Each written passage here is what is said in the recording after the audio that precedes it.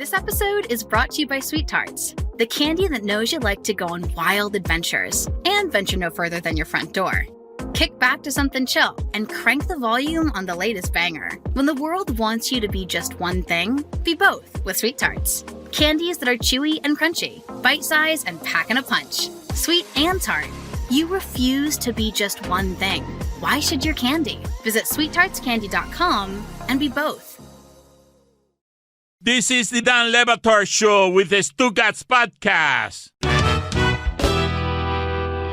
We're presented by DraftKings Sportsbook, an official sports betting partner of the NFL. Download the DraftKings Sportsbook app now and use code Dan for a special offer when you sign up. That's code Dan, only at DraftKings Sportsbook. Stugots will be here in moments, allegedly, from a Pilates studio in Lake Placid for reasons that can't be properly explained here and are show disruptive. Amin will be here. We will talk to Dan Patrick at some point today. We've got a vacation policy at Meadowlark that's not really watching people, so Mike Ryan has fled. He's now at an anti-aging retreat. Billy has been out for a couple of days, and he has now returned triumphantly, and I greet him with this. In the local hour, Dan was absolutely right last week to ask Ricky Williams if Billy's questions were stupid. All of Billy's questions are stupid. Every single one of them, along with his 9-year-old dumb ideas as well. He gets way too much mic time. When is his next vacation? I wish he would vacation half as much as Jessica. You don't get the show. Goddamn. Welcome back, I'm Billy. out next week. So. Your wish is granted, sir. Same. Or madam. Who was in more pain yesterday, Dolphin fans or Billy, who was trying to pass a kidney stone? Wait a minute. Ricky said that my questions weren't stupid, though. That's right. Even though I thought they were stupid. Ricky thought they weren't stupid. Ricky has yet to call any of your questions stupid, even though you seem to be pushing the envelope, trying to get him to do so. You want, as much as panicked Chris Cody is a funny visual, enraged Ricky at one of your questions is funny, too. Well, I've gotten him angry before. The listeners haven't been privy to that, though. And it wasn't you were angrier than he was. Yeah. You confronted Ricky Williams with your rage. It was a wild day. He was. It got to the point that I talked to my wife, and I'm like, "Can you listen to this?" And I'm like, "Do I owe him an apology? Like, what happened here?" I feel like I may have gone a little strong. Really? Has that happened very often, where you put video in front of your wife to find out if you were wrong about something on the show? If I'm feeling really on the fence, I'm like, can I get a second opinion here on this? Sometimes I'll take it to my doctor, ask them for a second opinion, third opinion. So yeah. Has she ever said you were absolutely in the wrong here? Oh, all the time. I'm always wrong about everything. I've never been right about anything with my wife. Not once. Put her on the poll, please, at Le Batard Show. Have you ever been right about anything with your significant other in your life? How was the kidney stone experience? Are you drugged up right now? Do we get, for one of the biggest scandals the Dolphins have seen, do we get drugged up Billy Gill commentary? Well, I saved my medicine for here so that I wouldn't be driving in on an empty stomach. Yes, better to be at a live radio, at a live microphone, rather. Yeah, as the day goes, we'll see how it plays out, I guess. What are the drugs? What? What are the drugs? Huh? Let me see the bottle. No, I brought light stuff today, so I was prescribed Percocet. Oh my God, really? That hit me like a bus yesterday. So I'm not taking that today. Nausea, a lot of nausea? Yeah, there's been nausea, there's been pain. And then I got something called Flomax, which is supposed to, let's just say, help me pee by ways of widening tubes medically. Maximize your flow. Yeah. But not to no avail so far. So we'll see. I also brought my strainer, so if I collect anything on air, well, not on air, I'll do it in the bathroom, but I can show the class what we were working with if anyone's interested. What? Yeah, you have to go into a strainer. Don't show it again. You're not familiar? Don't show it again. Come on. Don't show it. I'm speechless. Well, this is just a collection container. This isn't the strainer. The strainer's separate. That's just the home for all the urine Show me that. and particles. You have to pee into a colander, you would rinse blueberries in. Look right here. I mean, if you want to see it. It's just And I brought a vomit bag like a too, coffee, in case I get nauseous. coffee strainer. Okay, Yeah. What do you good. do with them? I I don't know. All right, great. Spicy Wednesdays, ladies and gentlemen. Billy is coming drugged up, a little bit confused, and when he says there's been some nausea and some pain, that could be on the tombstone of the Miami Dolphins, who greet us today. We got a couple of days of hope and one long pass, and we can't have nice things. There was one 65-yard pass that looked like competence. Dolphin fans are like, I've been waiting for that for 20 years. And what happens next? The owner is a total buffoon. This broke at the end of the show yesterday. The reporting afterward has been interesting in a number of places. Let's attack the first one that has been undercovered and underreported, which is that Tom Brady had a plan to sneak into the Dolphins huddle. That the greatest quarterback of all time had a plan through agents that now Jeff Darlington and others are saying that this could have never happened. Ian Rappaport is saying there's a less than zero chance that he would have been finagling his way out of a Tampa contract to become a minority owner. And then at some point during the season, negotiations starting and Tom Brady being allowed to play quarterback. And Jeff Darlington is also saying, freshly emerged from an airport shower, that the owners would have had to vote on that. And once you make it that, they're not going to let Tom Brady go to anybody other than them. Like they'd all vote. All the votes of Tom Brady going to any team would have one vote, all of them in favor of Tom Brady going to that team. Everybody else would not allow him to change teams. I, though, if I were one of the owners, would let him go to the Dolphins just to get him out of Tampa. Right. There's a distinct possibility that him going to the Dolphins is the precipitous dip in his career.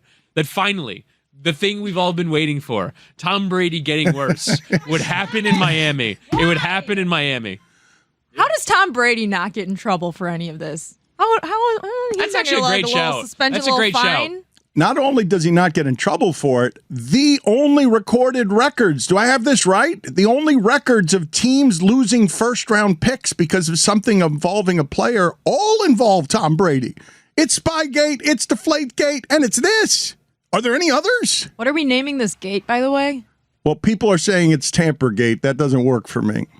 I mean, it's enough with the gates. The Watergate was not about water. And I spent my entire life thinking that Watergate was about water until I watched All the President's Men in college. Really? Because I didn't know about I don't know what happened with Watergate. Watergate was not about water. So why is everything blank gate? Gate is not a suffix to a scandal. It is the full name of a hotel, the Watergate Hotel in Washington, D.C. Blank gate doesn't work. It's never worked. What, you want to make it a fence then? Why? Wait, so it could be Dolphins Gate Hotel. Is that what you want? Yeah, I mean, that would be better than the water. Like, Watergate was not about water. Why is everything blank gate? No one ever said it was about water, Chris. Okay, but then why has everything become Deflategate, Spygate, Bountygate? Everything is gate. It's just based on what had been at the time Equator time in America. The biggest of the scandals. Yes, well, you laugh at that, and when Whittingham says, it was quaint in that a president could feel shame and then resign. Not for a long time, though. He held on. Agreed. He held on. Brought to you on behalf of Stubborn Defiance. Roy's Stubborn Defiance. Yes, he did hang on. Well, what are our other big scandals that we could borrow things from? Can it be like Dolphin Contra affair? The Brady-Ross affair, maybe? Ooh. The Brady-Ross affair? Because it is kind of an affair. It absolutely is. And to your point, Dan, with Tom Brady being at the center of all these, he is like the crazy one. It's everyone goes crazy around Tom Brady. Everyone. He is the figure in the NFL because he is so good. Everyone loses their minds around Tom Brady. It's insane. For 15 years, the Patriots organization lost their minds. The Dolphins organization lost their minds. The Colts organization everyone has gone crazy as a result of Tom Brady. I find a number of things about this interesting. One of them being, and we've talked a lot about income disparities and how the pandemic has sped up billionaires having yet more money and the the gap between people who don't have money and people who do, and that you will spend the next 700,000 years waiting for the first billionaire to arrive at billions without being someone who exploits others. But this little club of very rich people and their toys, where they can give $40 to $60 million to a commissioner as just an insurance to take all the hits so they can hide in the shadows, never be interviewed, and when their frat club goes astray, because all they are is rich people at the golf club making bets on the side, trying to win with their playthings. You get a desperate Stephen Ross, not interested in any of the rules, just trying to steal the best quarterback because he approaches the end of his life. And he's a joke in this town. He's great at real estate. He has done wonders for a stadium that bankrupted the family that put it there initially because they tried to do it on their own in a different time, and it wrecked the whole family. The idea of not using the community around you, exploiting the community around you in order to build your stadium. And he is great at real estate, but he's every bit as bad at football as he is great at real estate. And it is hard in this town to be the worst in that position. And he's the worst. Like, you could say Loria, but Loria won something. He did bring a championship, as bad as he was. The Dolphins haven't been close to anything. When I go on with Dan Patrick later, I'm going to ask him, tell me off the top of your head, the last time the Dolphins were good. He's got no shot. Nobody watching on Sundays has been paying attention to this team for damn near 20 years under his entire watch as owner of this team. And now he gets an unprecedented penalty for an owner. And I know it's not much. They're removed from committee meetings. It's suspended a day more than Deshaun Watson. That's crazy. It's not much of a penalty. Can't be around the team, hey, for a couple of games. It ain't much of a penalty. But these owners don't get any penalties. It is so rare because it's the convoluted system of the guy dispensing the rules that is the final arbiter on Deshaun Watson, no matter what is collectively bargained. He's got power till there, but then he's middle management. Then he becomes, after that, somebody who works for the owners, and they never get punished. I mean, he took away so little money from Stephen Ross. Nothing. That's his son pass. That's how Stephen Ross. That's nothing for Stephen Ross. My guess is that Stephen Ross's wealth changes by more than that, a multiple of hundreds times more than that every day. Dan, you don't need a sun pass when you ride in a helicopter everywhere, please. There's no toll in the sky. Maybe a couple of rides in the helicopter getting to and from New York, but that is not a flight that one takes by helicopter. Maybe. If there's anyone to be a rich it would person, take like 9 hours, maybe more. Perpetual school zone all the way from Miami to New York in a helicopter. But I do, because we had the controversial take yesterday that maybe you do want something like this. Did you see Cody's column today? Cody he was not willing to go the lengths of the shocking take of his son, which is, I want my desperate owner to try to cheat. But he did say there is one silver lining here that can be found, and it's as hard to find as a particular grain of sand on Miami Beach. And then he gave a hat tip to his son without naming his son by saying, well, our owner really wants to win.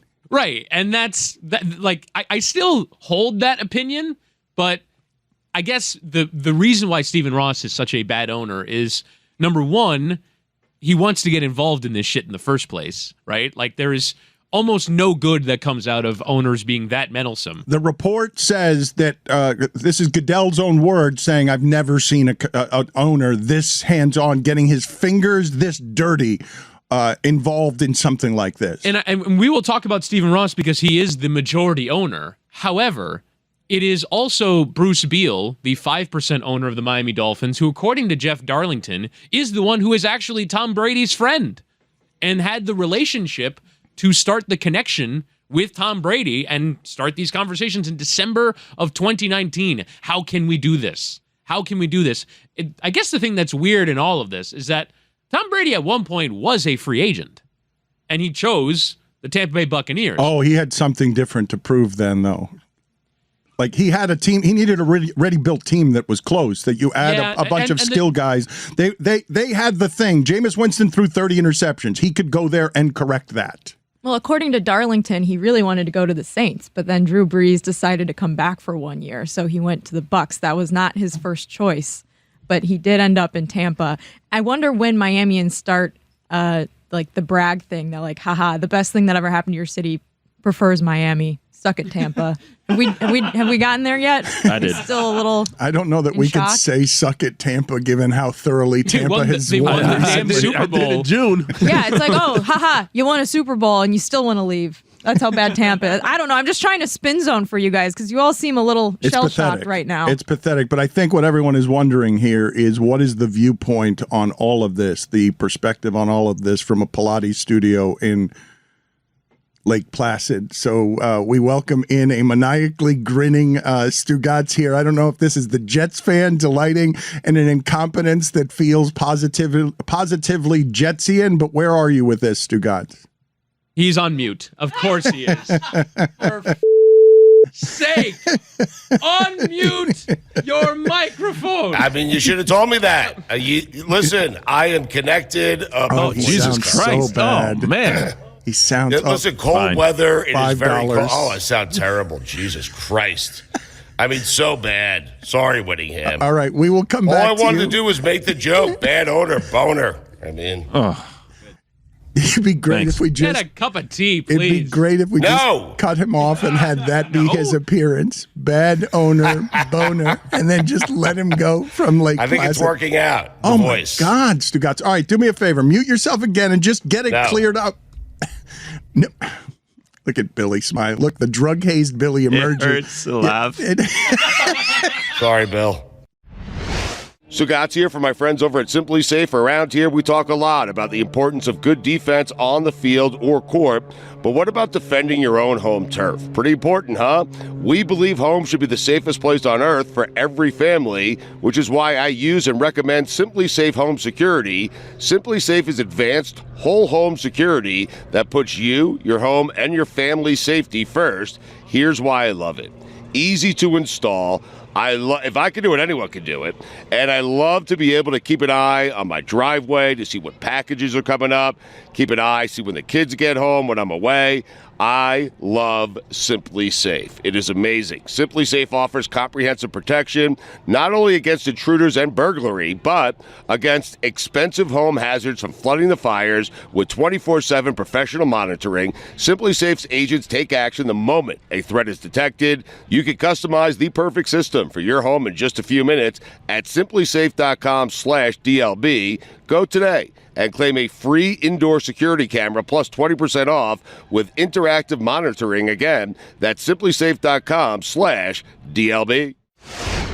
Don Le Batard. I did not propose in a hot air balloon, but I did go on a hot air balloon trip, a ride in San Francisco, Northern California. On my honeymoon, we got stuck in a tree. And I haven't been back since. I mean, to the entire area, by the way. Stugots. You just avoided the entire, not just the tree, not just hot air balloons. You've avoided the entire West Coast. This is the Don Le Batard Show with the Stugots. I don't know if this man is taking a victory lap today for being the second to this story, because he re-reported this story after Florio reported this story, and Ben Volin is vindicated today. A lot of people came after him. This is a nonsense story. It's not true that Tom Brady was almost a Miami Dolphin. So Ben, now that you have weathered this turbulence, and thank you for joining us, how bad was it people attacking your reporting when you were saying, hey, this thing was set up, it should be getting more attention, Tom Brady was going to be a Miami Dolphin? Not any worse than it has been in the past when reporting on Deflategate and Robert Kraft and Aaron Hernandez and just the whole Patriots. I mean, everyone in the NFL hates the Patriots. So social media is nasty. You're well aware of that, Dan. And there's always a lot of negative criticism and a lot of negativity thrown your way. So, yeah, a lot of people in Dolphin land chose not to believe this, but thank you for the NFL for coming out with everything yesterday and vindicating it, I guess. And it's a crazy story. It's one of those cases, Dan, I think, where truth is stranger than fiction. And it's wild. And people, people choose to believe what they want to believe in this kind of post-truth society now. And people didn't want to believe that Brady was doing this, and the Dolphins were all in. They want to believe the myth of Tua.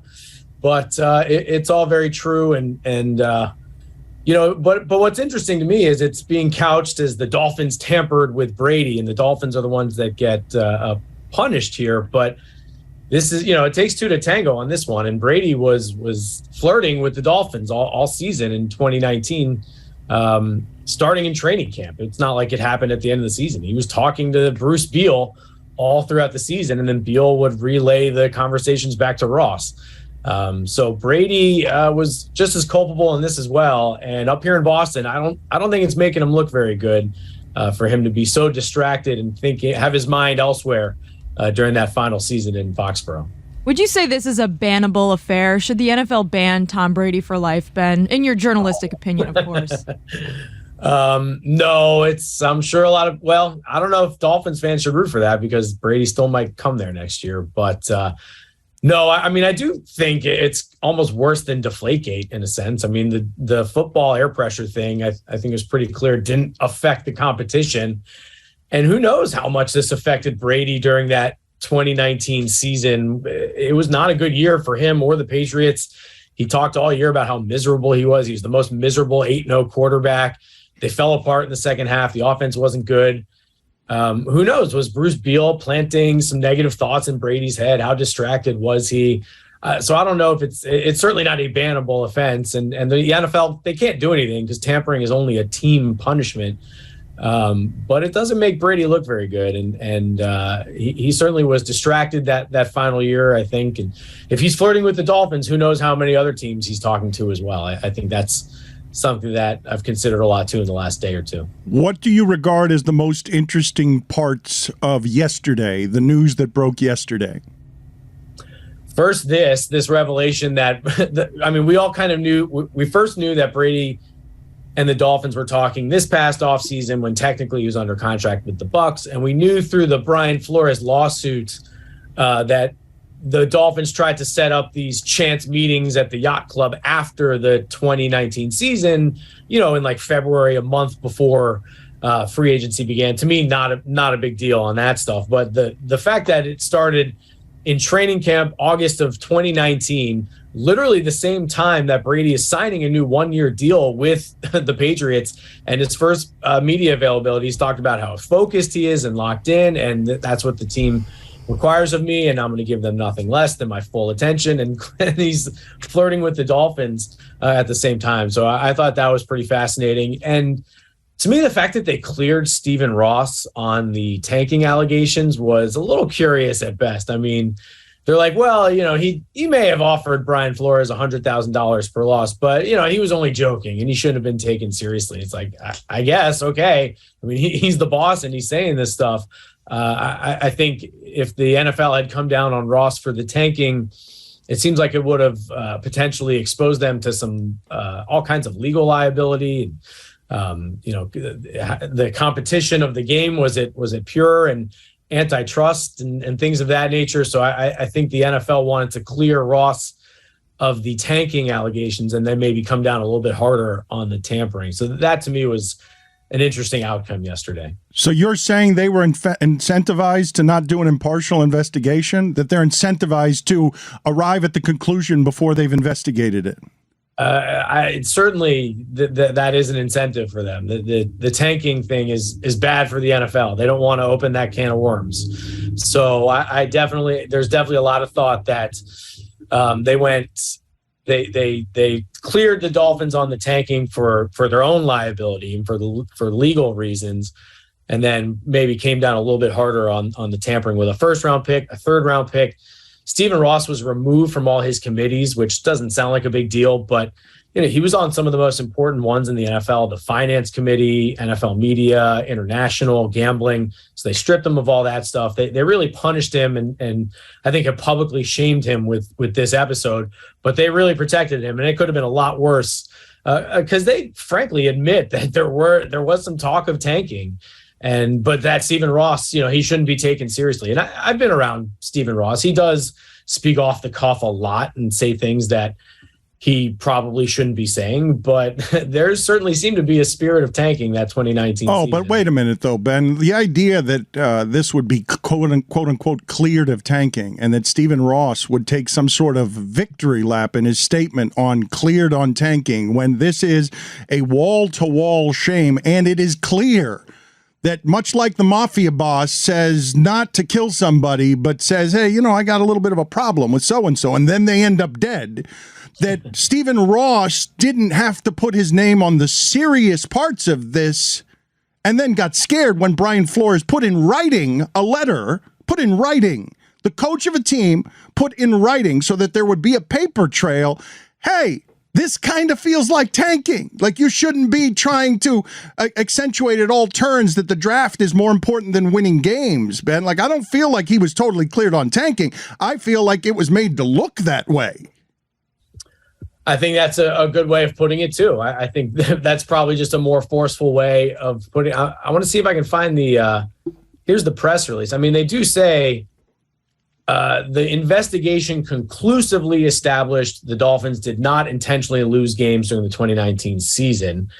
I mean, that's probably because of Flores. Flores stepping in. They would have been tanking if Flores hadn't ended up being defiant to his boss and ending up not with a job and with a lawsuit and a paper trail. They would have been tanking. Yes, yes. I think that is a good conclusion to draw from this. And but the NFL, yes, you're right. They're just trying to sweep it under the rug. The NFL is saying, well, there may have been thought of tanking, and Stephen Ross may have said this, but he was only joking. It was not to be taken seriously. Ben, that's literally what they said. No, I'm not saying it's I know, but as a media, we cannot have in a courtroom a defense of, he was just joking. Like, that doesn't work in law. We'll give it Trump. Well, that's a good point. So no, I mean, I think you and I agree here, Dan. I'm not saying the NFL's explanation is credible. That's just what they're saying. And I think yesterday there's so much that came out. They kind of bombarded us with all this news that it does kind of cloud that point that you're making, that Stephen Ross did try to lose games intentionally. And Brian Flores is the one that stood in the way of it. And he was so concerned that he put it in writing, and he started planning right then and there in his first season. One day I might have to sue this team. Like I might have to fight legally against this team because it's going to end poorly. And good for Brian Flores for standing his ground. He won 5 out of his last 9 games that year, ruined the Dolphins' chances of getting Joe Burrow. Good for Brian Flores. And I think there were a lot of people, probably myself included, who wondered if Brian Flores was getting the right, advice when he filed the lawsuit initially, and was he really hurting his career? And I think you look at him now. I mean, what player wouldn't want to play for this guy? I mean, what a leader, what a man of good integrity and morals. And I think he'd be a terrific leader and is only coming out looking better throughout this whole thing. So. And totally forgotten if the Dolphins start 4-0 and have an electrifying offense where he will get blamed for things. And put this on the poll, Guillermo, is the best or is the most winning Brian Flores will do a good for Brian Flores from Ben Volin? Is that because he does not have the job, the power he used to have. He's embroiled in a fight against the lawyers of the NFL, which God help anybody who had to do something like that. Can you read the statement, Whittingham, from Stephen Ross? I do not have it in front of me. It was, I'll paraphrase, bullshit, bullshit, bullshit, bullshit, bullshit, bullshit. I didn't do the wrong thing. Bullshit. Concentrate on winning. The independent investigation cleared our organization on any issues related to tanking and all of Brian Flores' other allegations. As I have said all along, these allegations were false, malicious, and defamatory, and this issue is now put to rest with regards to tampering. I strongly disagree with the conclusions and the punishment. However, I will accept the outcome because the most important thing is that there be no distractions for our team as we begin an exciting and winning season. I will not allow anything to get in the way of that. Ben, it's hard to ask this question, okay, because I'll ask about that statement, but it seems to me that all of this can be contaminated from every angle so that investigation reveals stuff that makes it harder for Brian Flores to prove things in court, that you can conspire to investigate this in a way that exonerates the NFL of the big charge, which is the charge they can't abide even beyond tampering, which is we are racist in our practices. We got rid of somebody, and then our investigation can show, look, Stephen Ross can point to, well, the most damning allegations in that lawsuit are not true. Yeah, there is a lot going on in Flores' lawsuit, and the main crux of it is alleging racial discrimination. And it feels some of the allegations he made about tanking, and certainly the tampering allegations was more about also just kind of embarrassing Ross and putting more into the public sphere about how kind of shady things were behind the scenes there. And maybe, well, if the lawsuit doesn't work out, we can at least have the NFL investigate him too and have him suffer some consequences. So like the tampering thing with Brady is more an NFL thing than a legal thing. His lawsuit alleging racial discrimination, we'll see where it goes. He got two other coaches to join on with him. Ray Horton, I believe, and another coach. And he keeps getting, I think, vindicated throughout this whole process. So, this lawsuit is kind of a nightmare for the NFL because they keep saying it has no merit, but then you keep seeing them trying to change their Rooney rules and working behind the scenes to get more minority representation with the Denver Broncos new owners, and they're saying there's not a problem, but then quietly fixing the problem, ostensibly to make the Brian Flores lawsuit go away. But he is really putting a scare in the NFL, and really I think might be affecting some real change here. What did you make of the Ross statement? I think you put it eloquently. Bullshit. It's fascinating because the NFL comes up with concrete examples of tampering, numerous conversations between Tom Brady and Bruce Beal. Ostensibly, they have receipts, and yet Ross is still denying it and said it never happened and this and that. And he got off easy, by not being penalized for the tanking. And yet he's still defiant, but says, I'm going to step down because I don't want to be a distraction for the team, blah, blah, blah. So I think bullshit, as you put it, is a good way to say it. And he's lucky. I think he's lucky that this is all he's getting punished for, because I think he's really, dancing around the rules very callously. And this was one of the most egregious tampering cases they've ever seen. And the Dolphins deserve to face some punishment here. Ben, you say lucky, but structurally it's all built to protect him. Like the whole thing. It's not lucky. It's the whole thing is designed so that he is in as control of the punishment as you can be. He didn't get lucky and light by accident. He gets lucky and light because the entire system is set up to make sure that he's protected. Like, you have to be a real fool to fall outside of those protections and get punished and shame this publicly, because it's not what they want to do to their owners. No, they don't. And we're seeing that with Daniel Snyder. We saw that with Robert Kraft.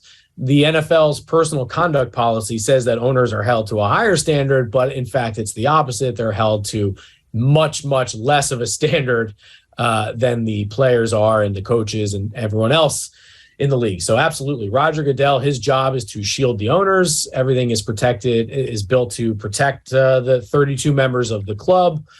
People say, well, Jerry Richardson faced discipline for his sexual allegations inside the Panthers.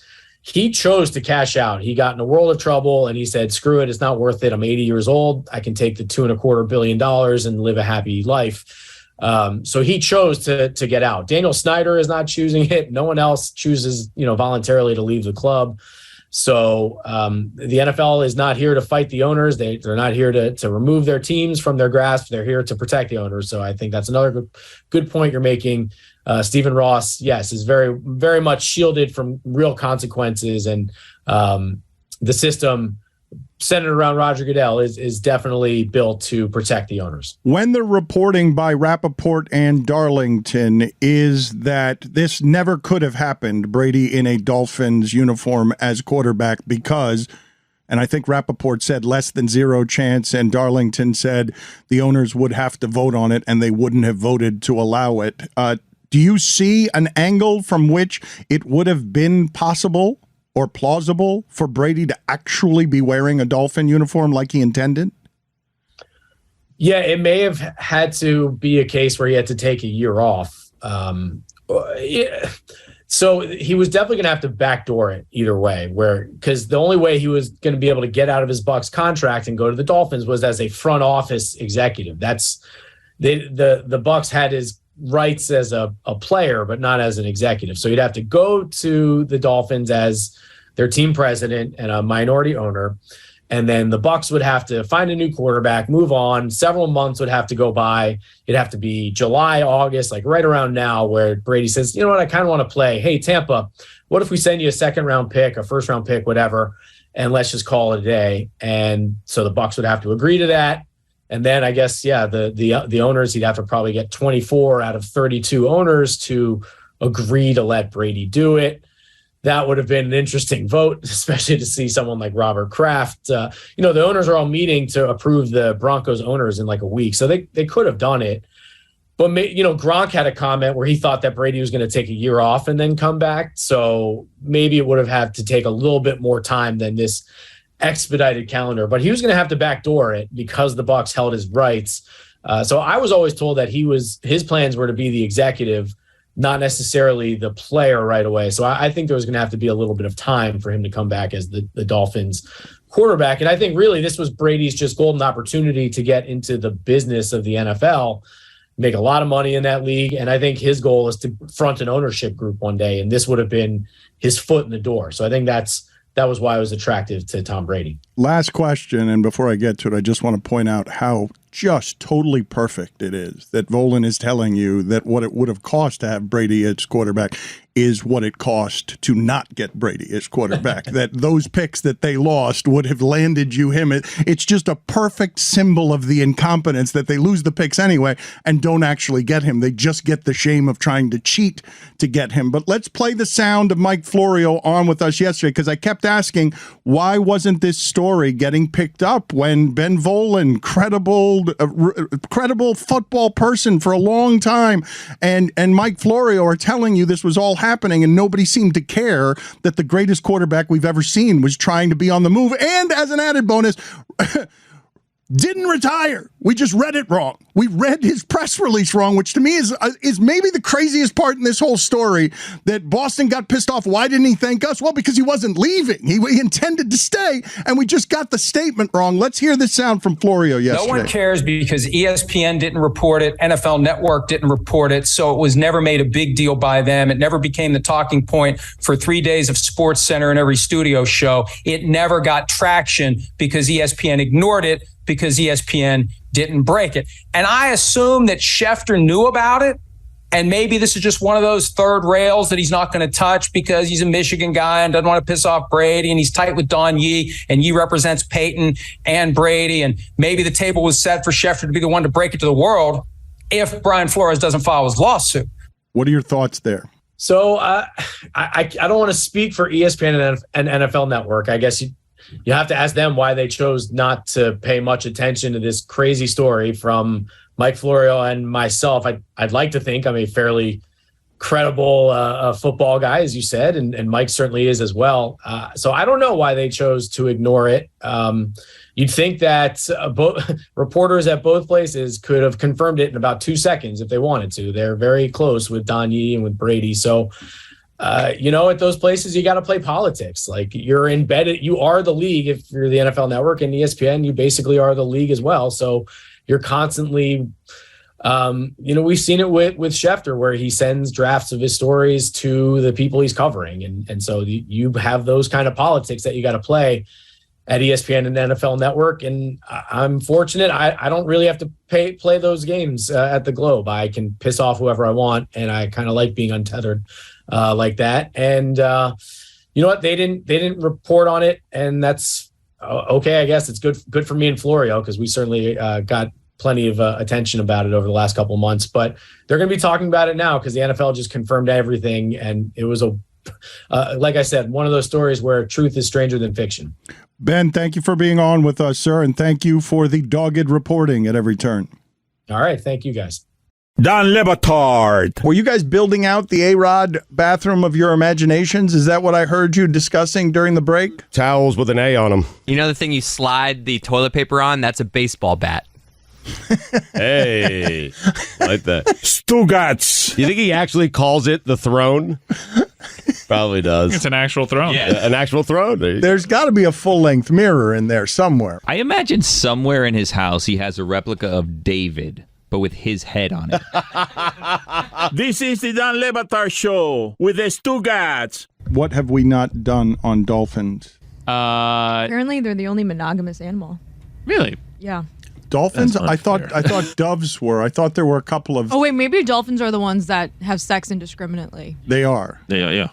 Wow. So the You think of exact penguins? opposite. Was I thinking of Well, not a mammal. penguins? No, that's a bird. Penguins are monogamous. One of the birds is monogamous. I thought it was doves though for some reason. I don't think that's right. Now that I think about it though, penguins are monogamous. We're on it. But to answer your question, I do think the reason why Stephen Ross is so bad at this because all these plans fail. He's like Dr. Doofenshmirtz, or like imagine like any character. It's Phineas and Ferb. It's a television show. It's a kid show. So like, I feel like there's Too old like for that. like so many like who are the villains in history where like all of their plans fail. He's Wile E. Coyote. He is a villain where all of his plans fail. Like every cockamamie idea he's had for 12 years, then none of them come off. And that's the part that's frustrating. The ideas, as Chris and I said yesterday, the ideas are not frustrating to me at all. Trying to get Brady by itself is not bad. You've Just been don't clubbed get over the head by him for 20 years. You might as well try and get him. Just don't get caught cheating trying to get him. It's such a low bar. Try to get him the entire time. Just never get caught. Also, so close to pulling off just a seismic, just so close to pulling off. This feels at the end. I feel like Stephen Ross was looking around like the guy in the movie who's the villain who eventually leaves the room where the hero is certain to be dead, only to find out that the hero escaped because he didn't just shoot him in the head right there. Stephen Ross was this close to perfectly executing the great crime without anyone knowing about it, and instead it's just shame and hostility and chaos. And you know what's funny is that even the tanking plan worked, even though it was foiled by Brian Flores, because at the beginning of it, it was all for Tua. Let's go get Tua. And yes, you only got him at 5 because he got hurt, but you did get him at 5. You got the quarterback that you wanted. He hasn't proven to be that so far, but there's another aspect of this that I find You say really he got frustrating. the quarterback you wanted, but then he didn't get the quarterback he wanted after he wanted to replace the quarterback that he wanted. Well, yeah, because you go and get Tom Brady. Here's the thing that I find interesting. Brian Flores was hired on a 5-year contract. Remember at the time it was kind of noteworthy because everyone in that coaching cycle was getting 4- and 3-year contracts, and Brian Flores got a 5-year contract. And it was at least in part, I thought, because Brian Flores came in with eyes wide open, that he knew he was entering an organization that was going to undertake a massive rebuild and that they wanted to essentially tank for a quarterback. And then through that season, he's sending emails to upper management saying, hey, wait, hang on a second. Are we tanking? And I don't understand how in the interview process, you're not like, look, man, we're going to tear this thing down to the studs. And we're going to give you a 5-year contract as a result, but we're going to trade Laramie Tunsil a week before the season. We're going to get rid of everybody to go and get the number 1 pick in this draft. That Brian Flores seemed to be unclear about that. Doesn't make any sense. Then it was all for Tua. It seemed pretty clear that Brian Flores didn't want Tua from the beginning. Last year, Jeff Darlington reported this morning, I was listening to ESPN Daily, Jeff Darlington said he 100% wanted Deshaun Watson. He was totally in on the idea. It seemed like Brian Flores never really wanted Tua. So again, Stephen Ross's failures are not his cockamamie ideas. It's execution. Why didn't he get a coach that also wanted Tua? Why didn't he get a coach that also understood that the team is going to tank? Why are all these plans executed so poorly? And Flores had to negotiate something because of his status as a black coach, because the black coaches get shorter terms. They don't get second chances. And he was coming down from on high, the guy knighted next to Belichick, the most recent guy knighted next to Belichick who could cross the bridge to the players between the Patriot way and also I'm a guy that you want to play for. He needed to make sure contractually that he wasn't just winning the interview and winning the job. He needed the security of knowing what you're saying to me before I've played game 1 is going to be in place as security by the time we get to game 7, and I can't overcome the losing. As I remind everyone that Dominique Foxworth was on television saying that it was immoral, not ethically immoral because the integrity of the game suggests you should win. Immoral because their players would physically get trampled and hurt by bigger and better opponents. Immoral to make them go on the field and risk injury in pursuit of a failed cause. That's where that season started. Yeah, the Dolphins were treated that season through 6 games like Savannah State in college football. That they were that much worse than everybody else that it would be physically harmful to them to get trotted out there. And then Flores went and won 5 games. Actually, in some respects, set the wheels in motion fully for Tom Brady's departure from New England, because they beat him in the last week of the season. They then had to play a first-round playoff game, which they then lost to the Titans. They would have had a bye week if not for the Dolphins going on the road and beating them in New England with that terrible team. So at that time, Brian Flores seemed like a great coach and was going to, set the foundations. We bought all this bullshit about what he was going to build. But I do want to follow up on something that we talked about with Ben Volin, which is the notion that how does this affect the lawsuit? And I do think that Brian Flores could legally make a case. Oh, I don't know legally how effective it would be, but he could basically say these are the kinds of jobs that black coaches get, where from day one, the owner is trying to sabotage me winning.